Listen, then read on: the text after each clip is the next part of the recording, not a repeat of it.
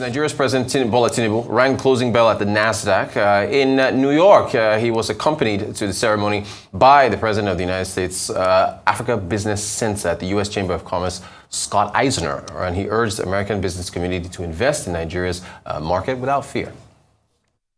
I am happy to bring Nigeria to your doorsteps and honored that we are here today with a bubbling market that will evolve West Africa's sub-region.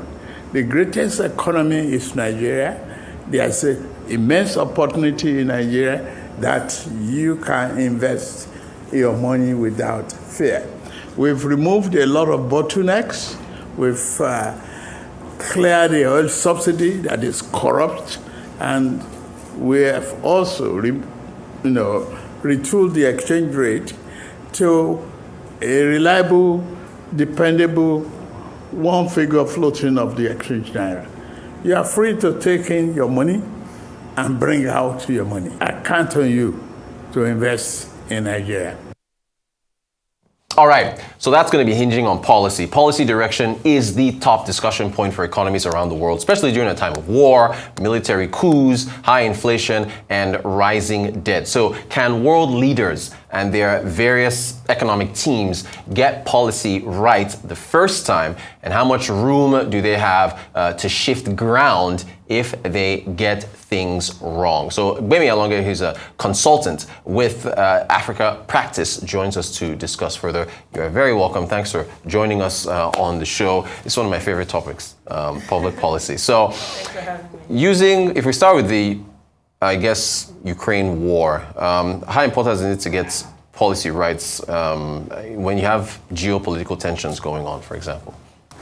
It's very important, and I mean now more than ever, I think it's very important for policymakers to get things right, and it cuts across different reasons. You gave the example of the Russia-Ukraine war, and we saw like several impacts of the war, or ripple effects of the war. First, obviously, because the war was going on, trade was restricted. So we saw, the Black Sea issue. Because of the war, we couldn't take our food out of Russia and Ukraine. And those are two of the largest exporters of wheat, of maize, critical, food items for the world, right? So there was that. There was also the impact of the war on just, maritime situations. So people wouldn't want to, the cost of insurance for maritime, for instance, for ships going towards the Russia and Ukraine region increased significantly around that time as well, when the war started. So that's in addition to all the other things. So when, supply issues when the supply chains were restricted or were impacted, then it led to an increase in commodity prices. Around March last year, 2022, we saw the food price index by the FAO, that's the UN Food and Agriculture Organization, increase to the highest it's been since 1990. So that was the first impact. We also saw crude oil prices increase to over $100 per barrel last year as well, as a result of the Russia-Ukraine war. And when countries see such things happen, they tend to take they become more nationalistic or protectionist in their policies. For instance, after the war and all the commodity price increases and things like that, last year as well, Indonesia implemented a temporary ban on palm oil, and Indonesia is like the world's largest exporter of palm oil. So things like that. So one thing happens and it leads to another and another Domino and another. Effect. And now, right, so businesses, even, monetary policy as well, we've seen since last year, especially last year, and it's reduced a lot this year, a lot of monetary policy authorities increased interest rates off the back of, the high inflation caused by these issues and just the ripple effect of COVID. So a lot of things are happening, and policymakers need to be on top of it. In Nigeria, for instance, the countries across the northern border as well have all experienced coups, and that could really seep into the country. It could cause political instability, insecurity issues, and nobody wants that, right? So more than ever now, in Nigeria especially, in other parts of Africa, policy is very critical, and getting it right on time is also very important. What about policy reversals? I want to quickly get your thoughts on that. How much wiggle room is there if you have to turn things, if you have to reverse your initial policy decision that was made? I mean, it depends on the policy. It depends on how strategically important it is to the country, and it depends on how quickly the government, reverses the decision. So, I mean, sometimes the posture, sometimes even just announcing the policy is enough to make a huge change, right? For instance, I mean, the petrol subsidy removal during the president's inauguration, just coming out to say petrol subsidy is gone. I mean, to be fair, in his defense, the budget actually did not make provision for the petrol subsidy after June. But just that announcement alone, the ripple effect, the immediate effect was that there were petrol queues, very long queues at petrol stations across the country. So there's always room for reversal. It's just important to, I guess, it depends on how important it is. We saw even the border closure in 2019, right? Shortly after the border was closed, we saw inflation increase between 2019 and 2020. Inflation increased by 4% from 11% to 15%. And in 2020, some of the borders were opened, but some were not opened until last year. And that meant that the border closure situation basically lingered for so long. Eventually, the reopening of the border was a reversal. Yeah. But the impact it made on food inflation, we're still feeling it till today. Okay, so let me bring in the Monetary Policy Committee. Now, you've mentioned rate hikes. It's not doing anything on inflation. It's not working. So what's the policy? What's the monetary policy direction there? This was the last time they met. I'm not sure if we'll have a meeting next week. We'll see, because we've got a nomination for new leadership.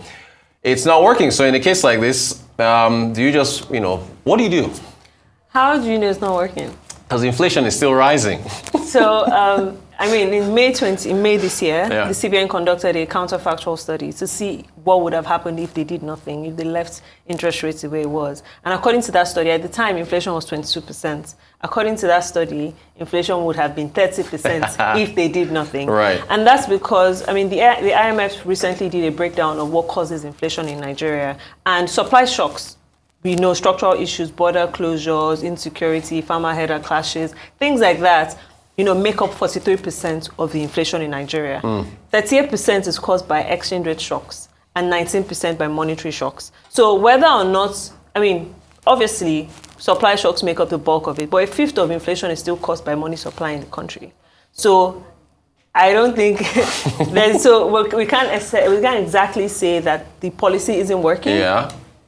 Clearly, a lot of the work in reining in inflation has to be done in the supply shocks bit. So solving the fiscal, and those are fiscal policy issues, they're not monetary policy issues. However, exchange rates and money supply or monetary issues are still very important for inflation. So, I mean, the way forward is the Monetary Policy Authority, based on their own, I mean, with the new leadership and just their affiliation with the president, there's the possibility that they would want to go for a more market-led, market-driven policy direction. And given that across the world, the intensity of rate hikes have really slowed down. Yeah. That might mirror what would happen in the country. But beyond that, fiscal policy needs to solve some of our inflationary problems. Issues like farmer-herder crisis, insecurity, even the possibility of political instability as a result of election results and just the different tribunals and things like that is also bound to signal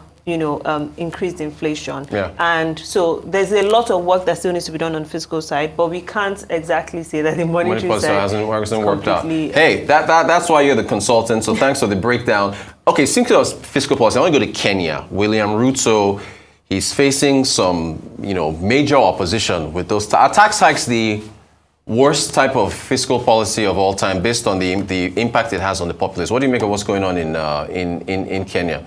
How do you explain the pickle that he's facing right now? So getting into office, he was faced with a bouquet of different challenges.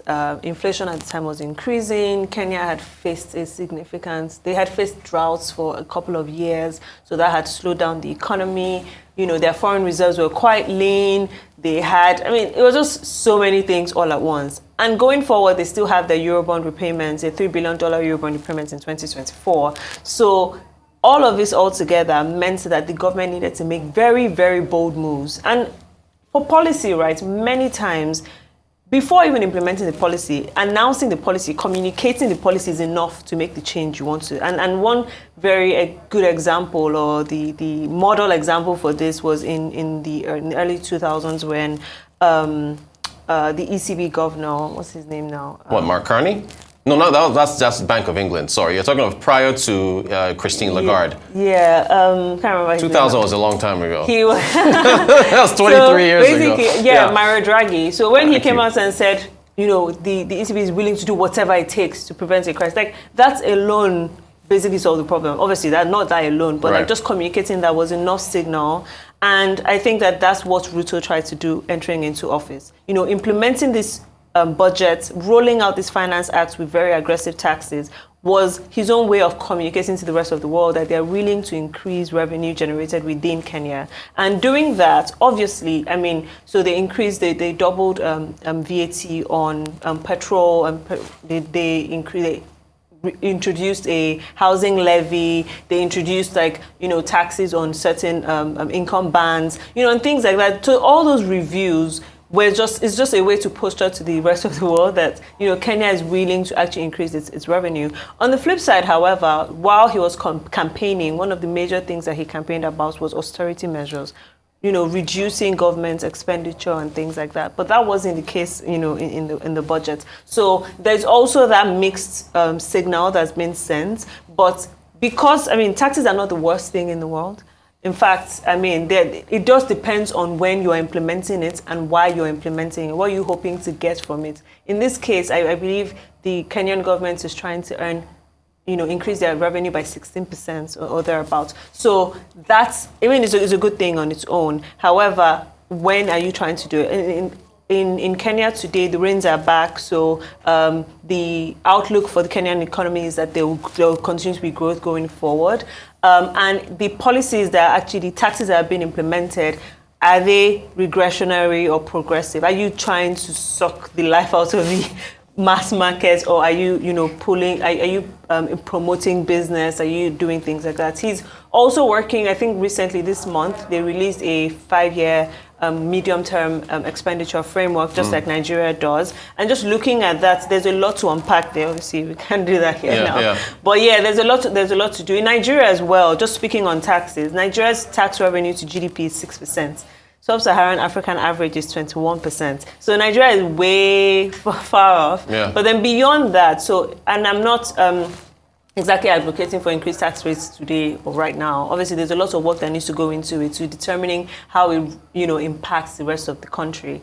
But there needs to be, Nigeria also needs to increase its tax revenue. Yeah. And sometimes the tax revenue increase doesn't even come from only increasing the tax rates, but more importantly, widening the tax net. Are you collecting taxes from those you're meant to collect taxes from? In the most recent budget, the Ministry of Finance disclosed that 6 trillion naira worth of leakages or revenue foregone was 6 trillion naira was basically foregone from the last year because of the way we collect our taxes, because of the waivers, because of the different poor collection methods. So there's a lot in there. Taxes are not the worst thing in the world, but it's just there's just different contexts for different countries, and putting that into consideration is important. Great. So actually, I think they said it's 11% now for Nigeria as of 2021. So we'll see how things work out. Gbemi Alonge, we got to bring you in when we have talking public policy all the time. Consultant, Africa Practice, great having you. Thank you so much for the break.